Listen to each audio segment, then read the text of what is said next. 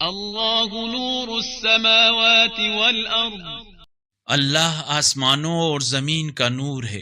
وما كان قولهم إلا أن قالوا ربنا اغفر لنا ذنوبنا وإسرافنا في أمرنا وثبت أقدامنا وانصرنا على القوم الكافرين فآتاهم الله ثواب الدنيا وحسن ثواب الآخرة واللہ یحب المحسنین۔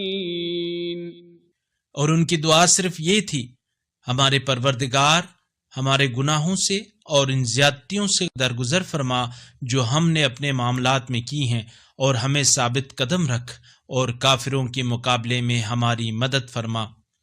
چنانچہ اللہ نے انہیں دنیا کا ثواب بھی دیا اور آخرت کا بہتر ثواب بھی عطا کیا، اور اللہ نیکی کرنے والوں کو دوست رکھتا ہے۔